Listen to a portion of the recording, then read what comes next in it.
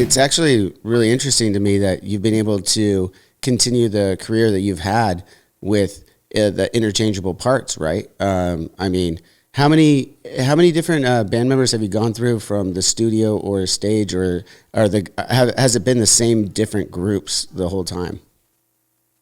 How many members? How many stage members? I don't know exactly. 15 maybe, Wow. something like that. Um, but on the recordings, I've used the same drummer for most records.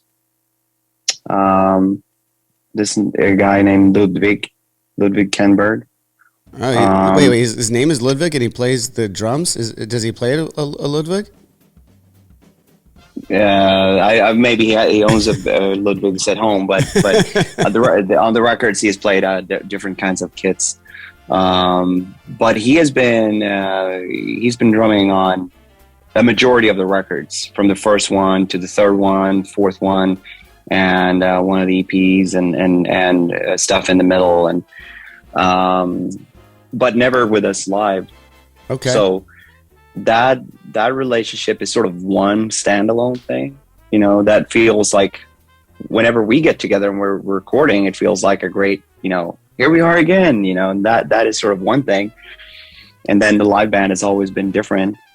How do you choose your players And then? I mean, like you said, the drummers been the same and mixed around. I mean, how many of the instruments are you playing yourself on the record side, and then how do you choose who you're going to take out on these live settings? Or do you have a management team that's bringing you guys and you audition them every time, or what's the process?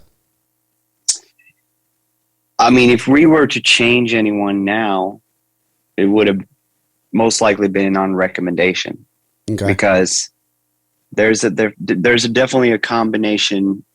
In the originally I put together a band together was based more on proximity than ability or professionality, Mm-hmm. and that will end up being a problem if you're not very lucky and you sort of just end up being Rush, three best friends ever, just being the greatest band together as well. But that is not very common. No, it only happened Um, once on my book. right. Yeah, yeah, yeah. So you're one of the lucky ones. No, I'm teasing. Um, I tell jokes sometimes, Tobias. That's what I do. yeah, I can live with that. No, so well, basically, what is very important for me nowadays, and I've been trying to do this for the most part. I've always tried to build the. And to be clear, I mean, I obviously look to the band first, but for me, it's the band is very much the crew is very much an extension of the band, and just overall, I'm very, very picky when it comes to people and attitudes amongst the band and the crew, so that we have a very sturdy, friendly, professional team for the most part. I mean, obviously on a big tour like this, where it's like 40 people, and our buses is about 40 people, even more so.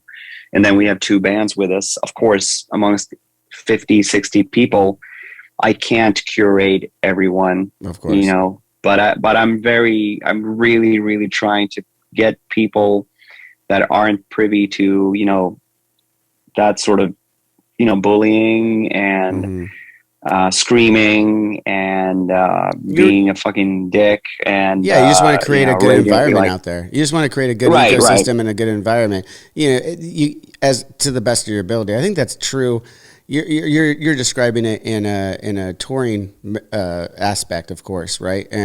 But I think that's true for a lot of jobs and environments in the working place. You just want to create like a good vibe because you're going to get more out of everybody if everyone's in a good space. Like you don't want to wake up and this guy doesn't want to work with this guy because he's in a bad mood. It's like you got to get everybody on the same page, right?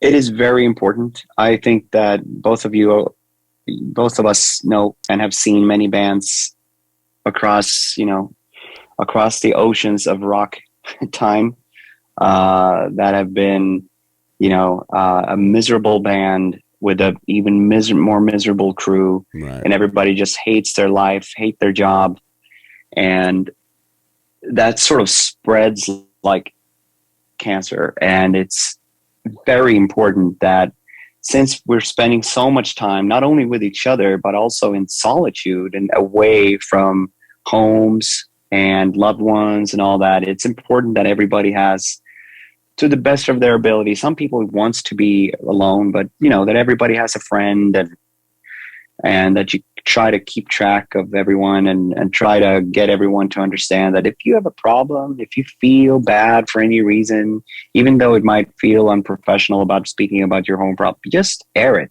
Right. rather than feeling like shit for 6 weeks and then quit. Or it's better if you're going through this really wild thing at home, but that's also like a typical thing, on tour. Someone is like, Yeah. There's good days and bad I'm days. not saying every time. underperforming, but Yeah.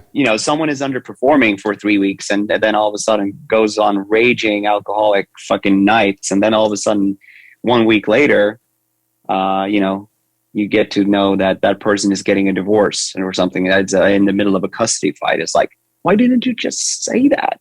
Right. Please. That's a Come on, that's a tell good us point. that. Well, yeah. So when you have something personal going on, I mean, that's you should be able to air it out, but you got to create that environment too, right? Like that's part of creating an environment so everyone feels comfortable enough to say those things, right? Yes. The other part of it though is, you were talking about like how the environment can be just toxic sometimes, and we've seen it with countless bands and countless artists. I mean, history repeats itself, right? So it's been since the days of early touring in the 40s and 50s. There's always been those groups, and it sucks because it's like, well, then why did you get into this? If you're going to be miserable out here all the time, why are you here? This is not something that you have to do. We're all here by choice at a certain point. No one put a gun to your head and said, go out on the road. Although it's not for everyone, you quickly know if it's for you or not. If you're going to be miserable on the road, then don't be on the fucking road.